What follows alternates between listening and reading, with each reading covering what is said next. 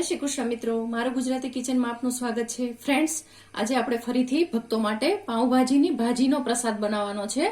તો એના માટે આપણે જે સામગ્રી લીધેલી છે એ આપને બતાવી દઉં। 1 કિલો બટેટા લીધેલા છે, 250 ગ્રામ ગાજર લીધેલું છે, 450 ગ્રામ ટમેટા લીધેલા છે, 150 ગ્રામ કેપ્સિકમ લીધેલું છે, 400 ગ્રામ આ કેબેજ લીધેલી છે, 500 ગ્રામ કોલીફ્લાવર લીધેલું છે અને દાણા છે વટાણાના એ 250 ગ્રામ લીધેલા છે, એટલે દાણા 250 ગ્રામ લીધેલા છે। અને ખૂબ ઓછા મસાલા સાથે આપણે બનાવીશું, છતાં પણ એટલી ટેસ્ટી બનશે। એટલે આપણે લસણ ડુંગળીને બિલકુલ મિક્સ નહીં કરીએ, એટલી સરસ ભાજી બનશે અને પ્રસાદ માટે છે, તો પ્રસાદ તો સરસ બનવાનો જ છે। તો ચાલો શરૂઆત કરીશું। આ બધાને આપણે કાપી લઈશું અને પછી બાફવાની પ્રોસેસ કરીશું। શાકભાજીને આપણે કાપી અને ધોઈ લીધેલી છે અને કુકરમાં આપણે 1.5 કપ જેટલું ગરમ પાણી મૂકેલું છે। તો હવે એમાં આપણે આ બધું જ શાકભાજી છે એને એડ કરી દઈશું।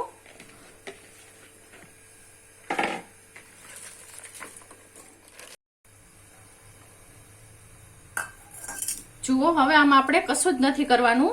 અહીંયા મેં ઘરનો પાઉંભાજીનો મસાલો બનાવેલો છે, જે 1 ટીસ્પૂન જેટલો હું એડ કરું છું। નિમક પણ આપણે એડ કરીશું નહીં, જેથી કરીને આપણને ખ્યાલ આવે કે એક સાથે નિમક એડ કરીશું ત્યારે ખ્યાલ આવી જાય કે આપણે કેટલું નિમક જોઈશે, કારણ કે ભક્તો માટે છે તો ચાખવાનો હોતો નથી પ્રસાદ, એટલા માટે। બસ હવે આને બંધ કરી અને મીડિયમ તાપે આપણે 4 વિસલ વગાડી લઈશું। જુઓ, 4 વિસલ પછી આપણું કુકર ઠંડુ થઈ ગયું છે। તો આપ જોઈ શકો છો ખૂબ સારી રીતે બધું જ બફાઈ ગયું છે। તો આને આપણે સ્મેશ કરી લઈશું।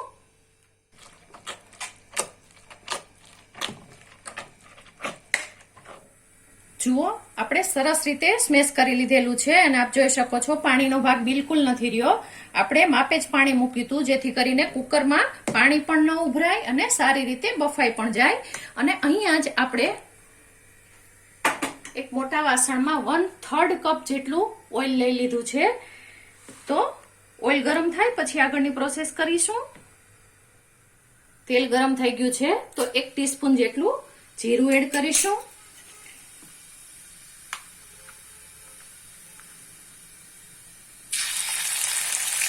દોઢ ટેબલ સ્પૂન જેટલું આદુ અને મરચાંની પેસ્ટ એડ કરીશું।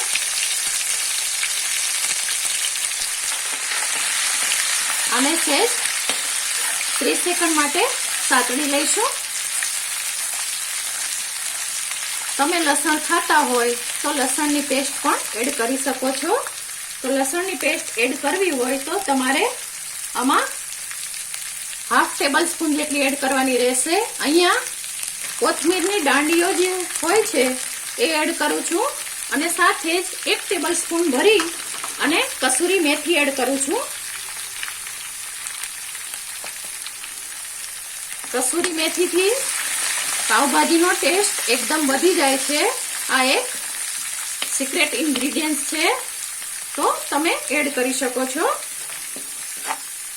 હવે એમાં આપણે જે ટમેટા હતા એ ક્રશ કરી લીધેલા છે, તો એ એડ કરી દઈશું અને તેલ છૂટે ત્યાં સુધી આપણે આને થવા દેવાનું છે।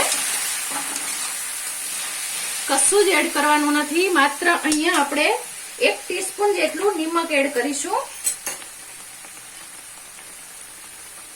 જેથી કરીને ટમેટાને પાકવામાં મદદરૂપ થાય। બસ હવે ફૂલ તાપે આમ જ આપણે આને તેલ છૂટે ત્યાં સુધી પકવીશું।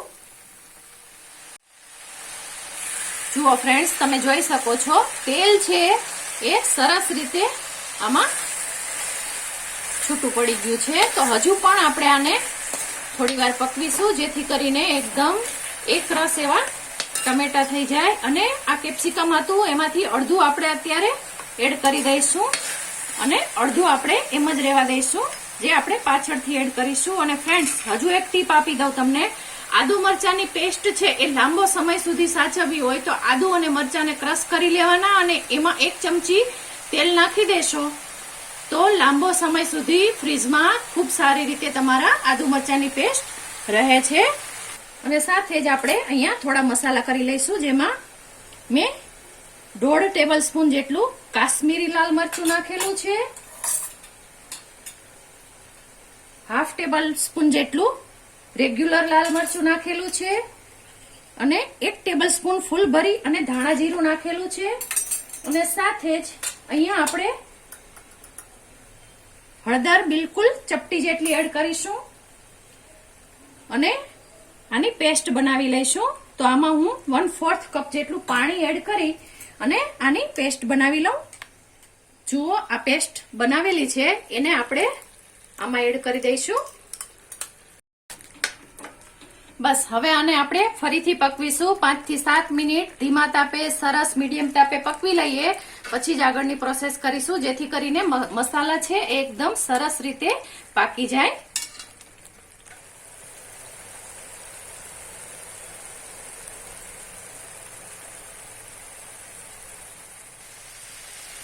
જુઓ ફ્રેન્ડ્સ, એકદમ નજીકથી બતાવું છું, બધું જ તેલ છે એ સરસ રીતે છૂટી ગયું છે. તો હવે એમાં આપણે જે મેં ઘરનો બનાવેલો મસાલો છે એ પાઉંભાજી મસાલો અત્યારે હું 1.5 ટેબલ સ્પૂન એડ કરું છું અને બીજો ઉપરથી એડ કરીશું.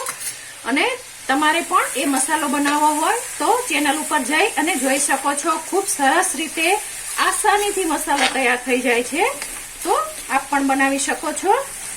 હવે આપણે લાલ કલર લઈ આવવા માટે વધારે એમાં 1/4 ટીસ્પૂન જેટલું આ મેં બીટનો પાવડર તૈયાર કરીને રાખેલો છે એ સીધો જ એડ કરી દઉં છું, આપ જોઈ શકો છો.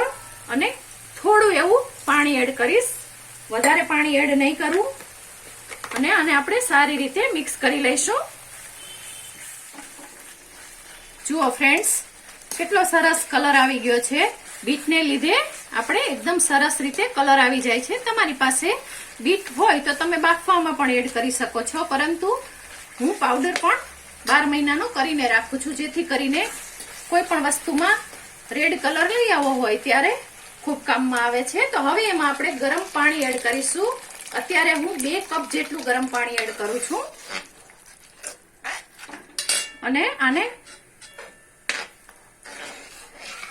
સારી રીતે પકવી લઈશું. પછી જ બીજા શાકભાજી એડ કરીશું.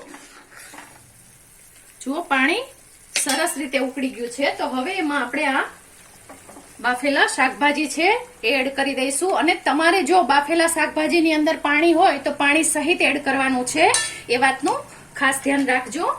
તો આને હું એડ કરી દઉં.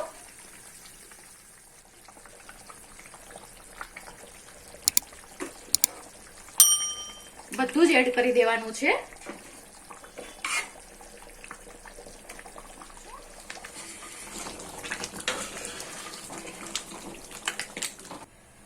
જુઓ ફ્રેન્ડ્સ, ખૂબ સરસ કલર આવ્યો છે અને કન્સિસ્ટન્સી પણ ખૂબ સરસ રીતે છે. પણ હજી આપણે આને પકાવવાની છે. અને સાથે જ આપણે અહીંયા આ વધારાની એક ટીપ છે કે 1 ટીસ્પૂન જેટલું સંચળ પાવડર એડ કરીશું. હા ફ્રેન્ડ્સ, માર્કેટમાં જે પણ પાઉંભાજી મળે છે, એટલે કે ભાજી મળે છે, એમાં કસૂરી મેથી અને સંચળ હોય જ છે. એટલે તમે નાખશો તો ખૂબ સરસ રીતે ટેસ્ટ આવશે. અને એ સિવાય નિમક એડ કરી દઈશું. નિમક સ્વાદ મુજબ લેવાનું છે. અને હવે એમાં આપણે પાણી એડ કરી અને ધીમા તાપે પકવીશું. જુઓ, ફરીથી આપણે આમાં 2 કપ બીજું પાણી એડ કરીશું અને ખૂબ સારી રીતે આને 7 થી 8 મિનિટ માટે પકાવવા માટે મૂકીશું.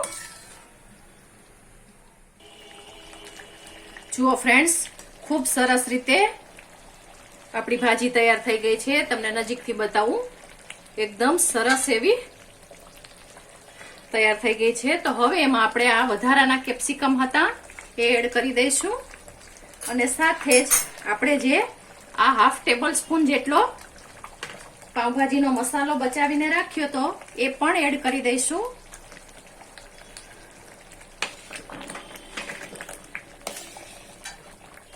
અને તમે એની કન્સિસ્ટન્સી જોઈ શકો છો, ખૂબ સરસ રીતે તૈયાર થઈ છે. તો હવે એમાં આપણે ધાણા ભાજી એડ કરીશું અને સાથે જ બટર એડ કરી અને સર્વ કરીશું. તો ફ્રેન્ડ્સ, તૈયાર છે આપણી આ એકદમ ટેસ્ટી અને ચટપટી એવી ભક્તો માટે પાવભાજીની ભાજી. ફ્રેન્ડ્સ, તમને મારી આ રેસીપી પસંદ પડી હોય તો મારી ચેનલને લાઈક કરો, શેર કરો અને સબસ્ક્રાઇબ ચોક્કસથી કરો. આભાર મિત્રો. જય શ્રી કૃષ્ણ.